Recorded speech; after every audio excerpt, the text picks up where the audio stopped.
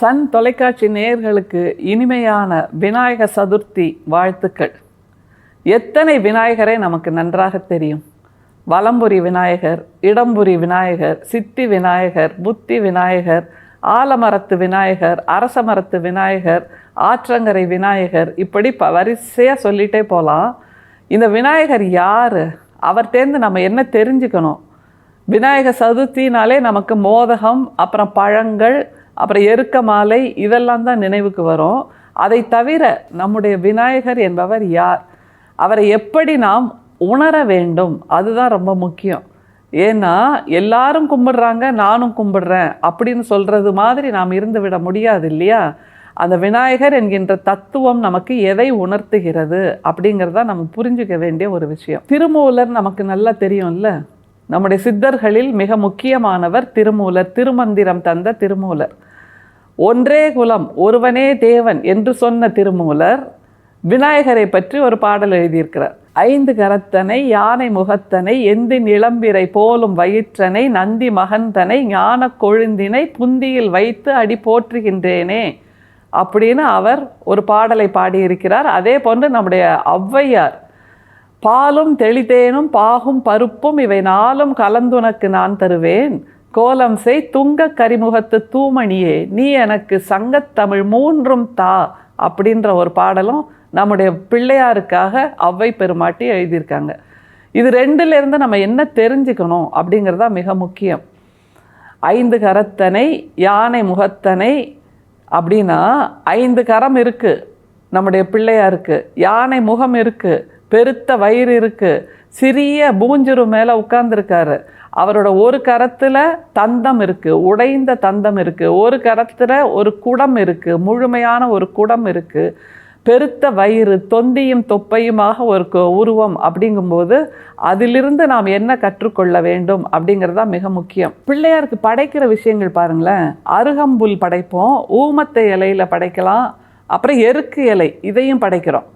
இதெல்லாமே நம்ம கவனத்திலே கொள்ளாத பொருட்கள். ஊமத்தை இலை, அப்புறம் அருகம்புல், எருக்கு இலை, இதெல்லாம் நாம் சீண்டி கூட பார்க்காத விஷயங்கள்.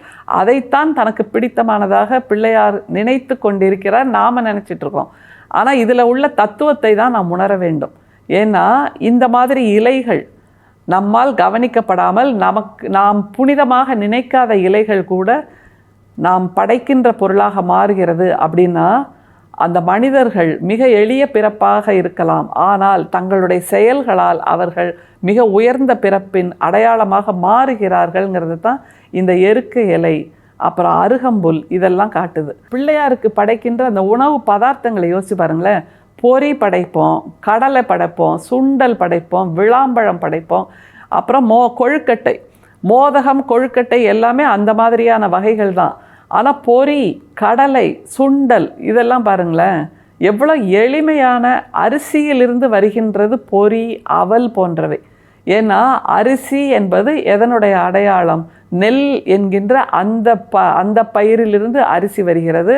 அரிசி கடினமாக இருக்கிறது, அதை பக்குவப்படுத்தி அவலாகவும் பொரியாகவும் மாற்றுகிறோம் என்றால் நாம் அப்படி பக்குவப்பட வேண்டும் என்கின்ற அந்த சித்தாந்தத்தை தான் இந்த பதார்த்தங்கள், இந்த உணவுகள் நமக்கு கொடுக்கின்றன. அதே மாதிரி விளாம்பழம் படைக்கிறோம். எதுக்காக யோசிச்சு பாருங்கள். விளாம்பழத்தோட அர்த்தம் என்ன? விளாம்பழம் ஓடு வெளியில் கடினமாக இருக்கும், விட்டதடி ஆசை விளாம்பழத்து ஓட்டோட அப்படின்னு ஒரு கருத்தியல் இருக்குல்ல. அந்த ஓடு கடினமாக இருக்கும், ஆனால் உள்ளே உள்ள பழம் இனிப்பாக, புளிப்பாக, சுவை மிகுந்ததாக இருக்கும். நாமும் அப்படித்தான் இருக்க வேண்டும். அப்புறம் எளிமையான இனிப்பான மோதகத்தை படைக்கிறோம். இதெல்லாம் சொல்கின்ற தத்துவம் என்ன? அதைத்தான் நம்ம முதல்ல புரிஞ்சுக்கணும். முதல்ல அவரோட இருப்பிடத்தை யோசிச்சு பாருங்களேன். எங்கெல்லாம் இருப்பார்? அவருக்கு வைரத்தால் இழைக்கப்பட்ட பீடங்கள் தேவையில்லை, பகட்டாக இருக்கக்கூடிய பட்டுகள் தேவையில்லை, கிரீடங்கள் தேவையில்லை, வேறு எதுவுமே வேண்டாம். வெறுமே ஆசுவாசமாக போய் ஒரு அரச மரத்தடியில் உட்காந்துப்பார், ஆலமரத்தடியில் உட்காந்துப்பார். அப்புறம் ஆற்றங்கரை ஓரமாக மிக முக்கியமாக அவரை பார்க்கலாம். அப்புறம் ஒவ்வொரு மரப்பொந்துக்கும் இடையில் அவர் தான் உட்காந்துருப்பார். அப்படிங்கும்போது இறை என்பது மிக உயர்ந்த தத்துவமாக இருக்கலாம், ஆனால் அது மிக எளிய தத்துவம் அப்படிங்கிறத நம்ம புரிஞ்சுக்கணும்.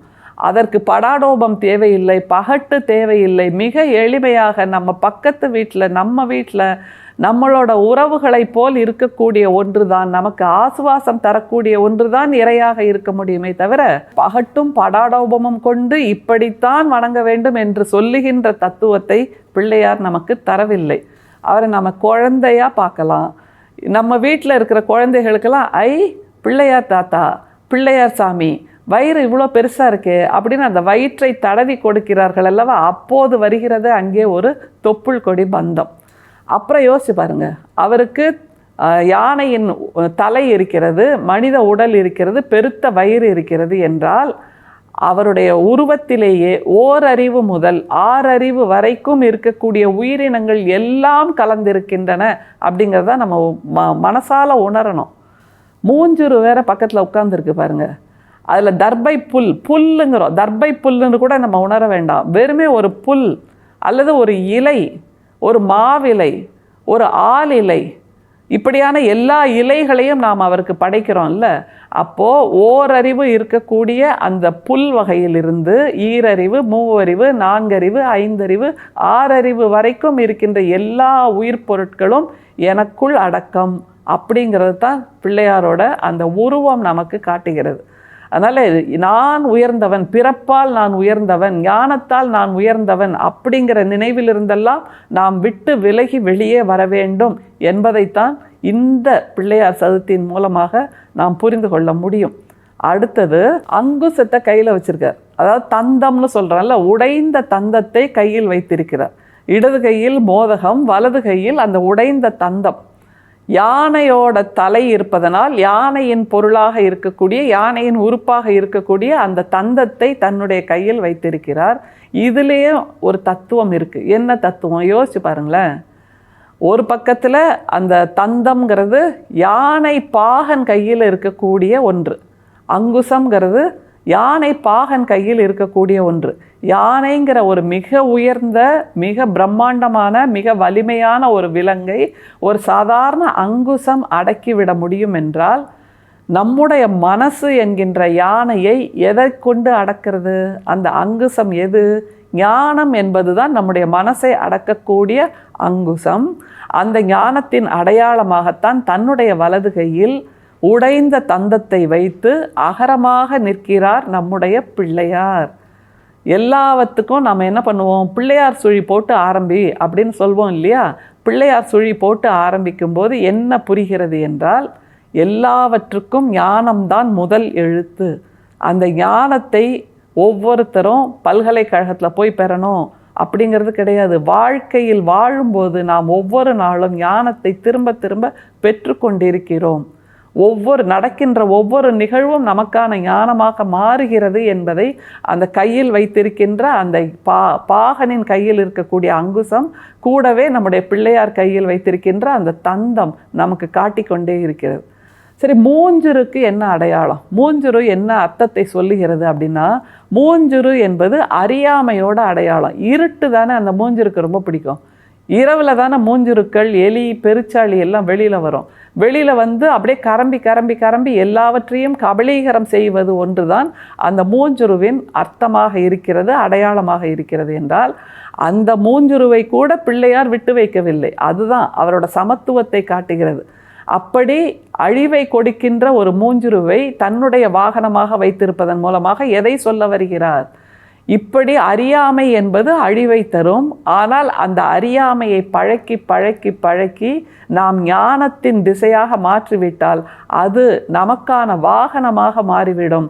அதற்கு பின்பு ஞானத்தின் மூலமாக நாம் உலகெங்கும் கொடிகட்டி பறக்கலாம் என்கின்ற அந்த தத்துவத்தை சொல்லுவதுதான் மூஞ்சுரு என்கின்ற அந்த பிள்ளையாரின் வாகனம். பிள்ளையாரை நீங்கள் எவ்வளோ உயரத்துக்கு வேண்டுமானாலும் சிலையாக வடிக்கலாம்.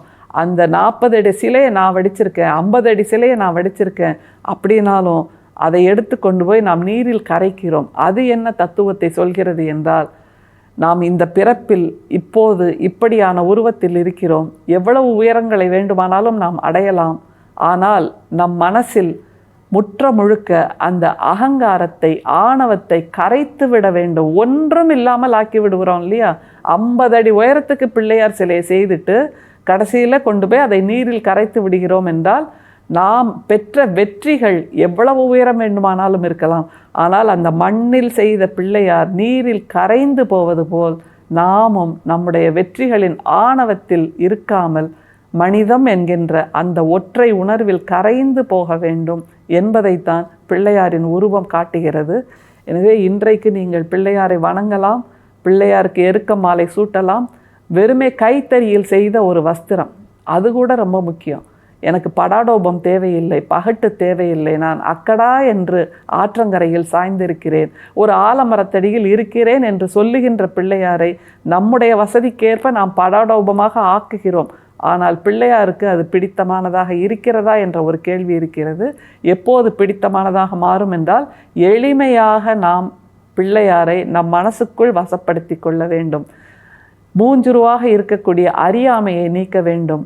கையில் தந்தத்தை கொண்டு எல்லா பொழுதும் வாழ்க்கையில் பாடத்தை படித்து கொண்டே இருந்தால் நமக்கு அந்த மோதகத்துக்குள் இருக்கிற பூரணமாக நம்முடைய வாழ்க்கையும் இனிமையும் பெருமையும் கொண்டதாக மாறும் என்கின்ற அந்த தத்துவத்தை தான் பிள்ளையார் சதுர்த்தி அன்றைக்கு, விநாயகர் சதுர்த்தி அன்றைக்கு நாம் கற்றுக்கொள்ள வேண்டும். எனவே இப்படியான தத்துவங்களை உணர்வதற்காகத்தான் இந்த விநாயகர் சதுர்த்தி என்பதை புரிந்து கொண்டு அந்த மண்ணில் செய்த பிள்ளையாரை எருக்க மாலை சாற்றி, வஸ்திரம் சாற்றி, மோதகம் கொடுத்து நாம் வணங்குவோம். அதன் மூலம் என்ன தத்துவத்தை நாம் உணர்கிறோம் என்பதை புரிந்து கொண்டால் இந்த விநாயகர் சதுர்த்தி மிகவும் சிறப்பானதாக அமையும். மீண்டும் விநாயகர் சதுர்த்தி வாழ்த்துக்கள். வணக்கம்.